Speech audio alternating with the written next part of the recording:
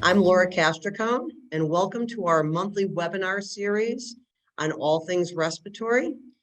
We are recording this for your future reference, and you can access it on our YouTube channel.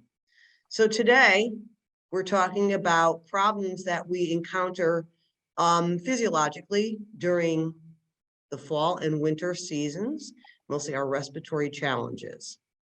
Okay, so first we're going to talk about the seasonal flu. So it looks like we have an early flu season. October through April is the normal season for flu. If you haven't gotten your flu shot, it's probably a good time to start getting it. It takes a few weeks for it to actually take effect.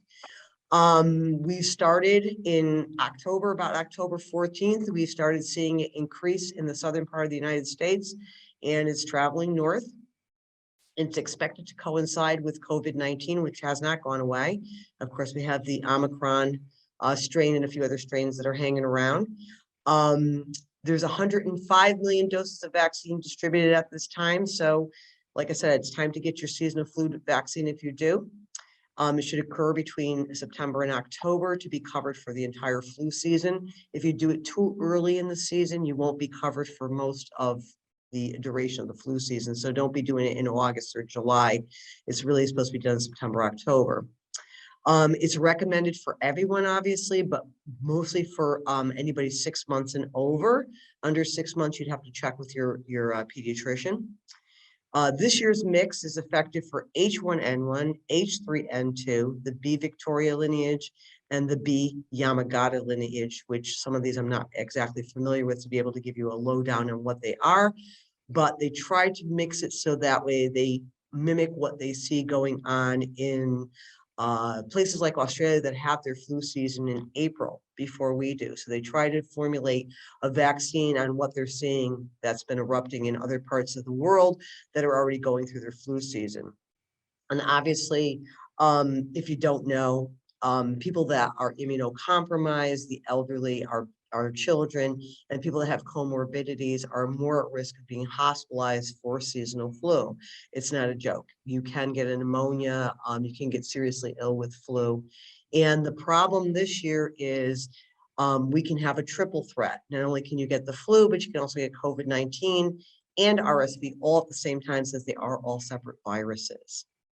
So speaking of COVID-19, it's still a major concern for those at risk, and we're seeing new variants arising. That's what happens with viruses. They mutate and they try to stay alive in their host, so they keep changing and modifying themselves. Right now, the dominant strain is the Omicron, and it's still infecting people that are boosted and vaccinated. However, people that are boosted and vaccinated are not getting the strain as bad, and most of those people are not being hospitalized. So we know that the vaccine reduces the risk of hospitalization and or death from the virus. Now, remember, we're not talking about generally healthy people. Mostly people that are at risk for hospitalization or to lose their life from this virus are people that are immunocompromised or have comorbidities. We do see a lot of people that are diabetic and have obesity, having problems with COVID-19. The new variants are spreading very quickly, and they're becoming more severe. So we have to worry about that type of stuff. And generally speaking, we didn't have to worry about flu back in 2020 because we were isolated and we were masking, so we didn't have a surge of flu that year. And last year, the same thing, it was minimal. This year, it's rising very quickly. And if you've been following the news lately, it's hitting our pediatric population with RSV and flu, and it's overwhelming a lot of the emergency departments. So RSV, which is called the respiratory syncytial virus, has been around for a long time. They are working on trying to find a vaccination for RSV. Right now, there's not one available. They are in the process of doing that. We see it predominantly in children. It's spread just like other viruses and bacterium, usually through droplets from sneezing and coughing. It can be spread by dry secretions. So if a baby or your child sneezes onto the sheets and that is on there, the mucus, even if it's dry, you can contract it from that. Most kids get it, and it's like an upper respiratory infection or like the flu. Some kids get very sick from it to the point where they can't breathe and they have to be brought to the emergency room. It causes bronchiolitis, and if you don't know what that is, it's like a bronchitis, but only an inflammation of the very tiny airways. So bronchiolitis closes up those small airways or fills them with fluid, and the patient is unable to breathe.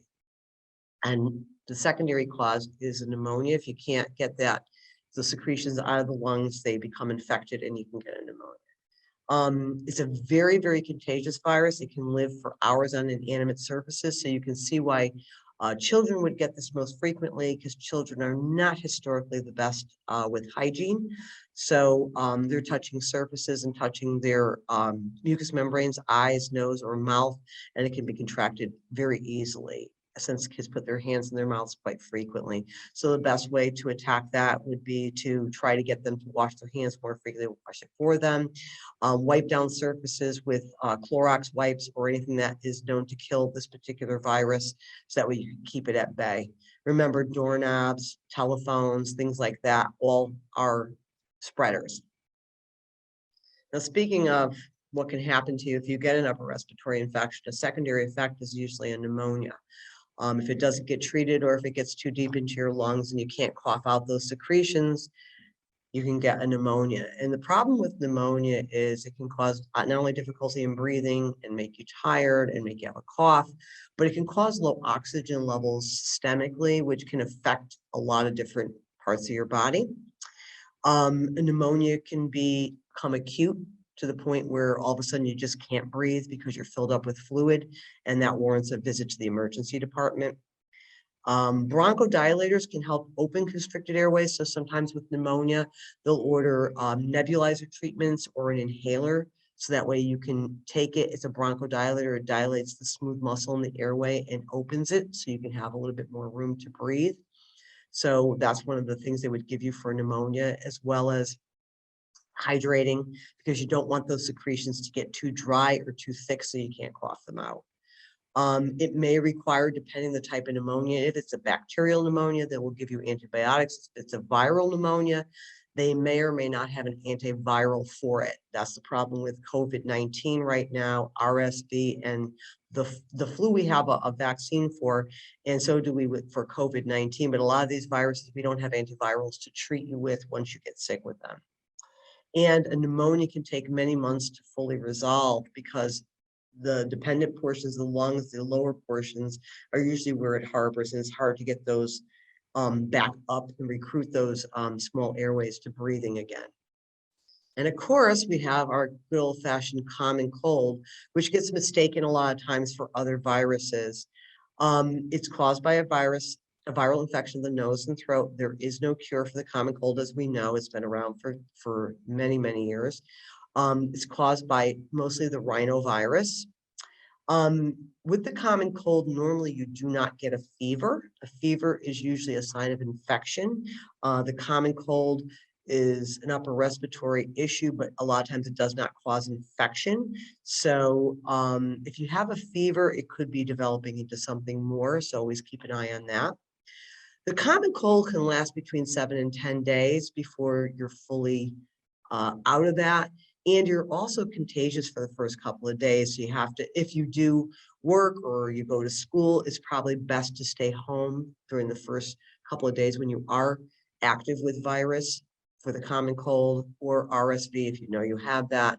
Any of those things are very contagious, and they're spread by droplets. And the common cold can stay on alive on inanimate surfaces. So if you work in an office situation, you're touching fax machines, copiers, things like that, just remember those places are places you can pick up bacteria and germs and infect yourself by touching your eyes, nose, or mouth. You can also spread it via saliva. So if you kiss someone on the lips that has the common cold and they're carrying viral load, you can get it as well. So it's very easy to transmit a lot of these viruses. So that's why in this time of year, when we're stuck in the side with everybody, we have to be more cognizant of trying to keep the levels down if we can. So for prevention, there's a lot of talk about vaccines, and a lot of people are very worried because they don't want to get vaccines that don't seem to get rid of the problem. So the problem with vaccines is they don't always eliminate the offender. What they usually do is reduce the risk of getting extremely sick when you do get it. Some vaccines, like, we've had vaccines for other things like polio and measles, and they do eliminate the virus in the general population, but people that don't get vaccinated may get infected with it from other people that aren't vaccinated. And we're seeing that happen exponentially, unfortunately, with people that are deciding not to vaccinate their children. So we do know that vaccines play a role. It's up to the individual. There's nothing that's forced on anybody. I know for school-age children, they have to have certain vaccinations, but as an adult, you can pick and choose. But it is a conversation you should have with your physician or healthcare provider. Depending on your comorbidities and your general health, you may or may not benefit from the vaccine. Of course, there's drugs. And depending on, these aren't usually for prevention. These are usually once you get the virus or the bacterium in your body, drugs will help reduce some of the symptoms that you have or help you be able to live with the symptoms like a bad headache or stomach issues. Usually it has to take its course, and even the medications don't usually lessen the issue. They may shorten the duration, but a lot of times they really don't get rid of it. So we don't have cures for these right now. As much as we don't like to put masks on, it's proven in the last year and a half, 2 years, that masking does keep us from getting these as readily as we were. That and the social distancing, two things that we're not big fans of. As human beings, we're social animals. We want to be near each other, but during the time when someone's ill, we should probably keep our distance from them. And if you are sick yourself, or you're coughing, sneezing, or you think you might be brewing something, it is a good idea to mask so you don't spread that to other people. Of course, we always teach our patients and our children to cough into your elbow, so that way you're not using your hands to cough into and then touching other surfaces and spreading the bacteria. By social distancing, obviously, when we're not close to one another, we can't transmit as easily through our saliva or droplets from sneezing and coughing to other people. So social distancing does work. I know this is a big one, staying home from work when you're sick. A lot of us feel very stoic, and we think it's very, we're very proud of ourselves when we go to work and we're sick, but we shouldn't be. Because what you're actually doing is bringing all your viral load and your bacteria to your job and giving it to other people there, some of whom you don't know what their underlying problems may be. Someone may get very ill, or bring it home to a elderly or a child that lives with them and make them ill. So if you're sick, stay home for a day or two until you should be cleared to go to work by your physician. Or, with right now with COVID, they're doing a 5-day, but you should, after 5 days, still test yourself to see if you're negative or positive. If you're still positive, you need to still stay home, because you can spread that to other people. And that's really not fair when you think about it. Same thing with children. If your kids are sick, I know it's an inconvenience because sometimes we have no one to watch them. Means you might have to take a day off from work, but the same thing. I know I didn't like it when people would come to my house for a play date and their child was sick and they didn't tell me. And then my kids a week later would end up with the flu or RSV or something like that. So just remember, you probably wouldn't want somebody to come to your house ill, and you wouldn't want to send your children to somebody else's house or to school when they're not feeling well. Plus, they can't perform well. They're not feeling well. They need to stay home and hydrate and sleep. Big thing when is good nutrition and hydration. Eating well, when you start to not take care of your body, these viruses and bacterium are adventitious. They'll try to find a weakened system to get into to do their work. So if you're taking good care of yourself nutritionally and you're staying hydrated, and hydration is very big.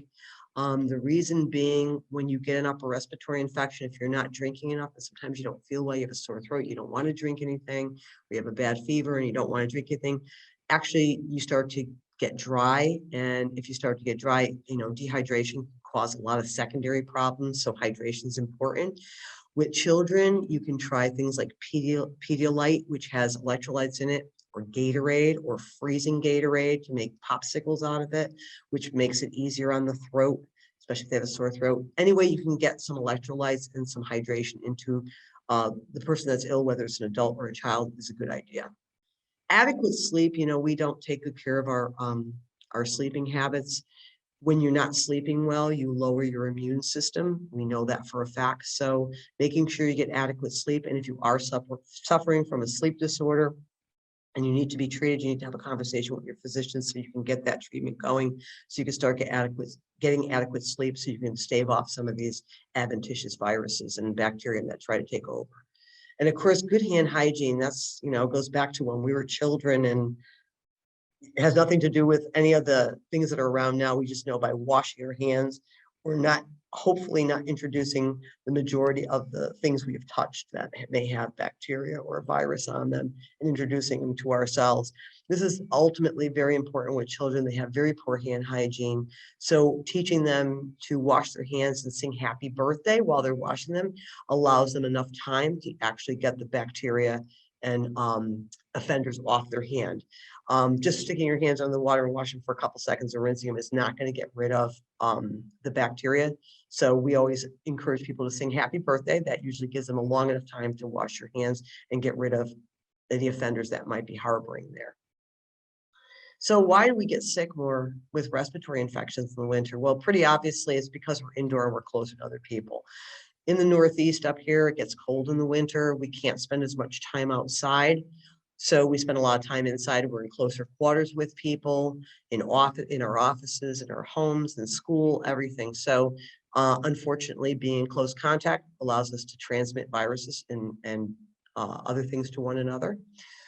Also, because there's lower humidity in the winter, this allows the bacterium or virus to stick around longer in the air, and it can be breathed in more readily. When there's humidity in the air, it dissipates that. So with the drier air that's around in the winter, we see people getting sick more often. And there's no correlation between getting wet and chilled and getting sick. It may be that you have your immune system is already lower and the virus is adventitious and can get in there, but being wet and chilled or not wearing a hat or not wearing your gloves is not going to make you sick. You get sick from bacteria or virus, and that's how you get sick. Like I said, upper respiratory infections are caused by that. The average healthy adult will get 2 to 3 colds per year. Not uncommon. Usually in the winter, there's seasons for it. You may see once in a while you get a summer cold that you caught from somebody, who knows where, but we do see this more happen in winter because we are in close proximity to one another.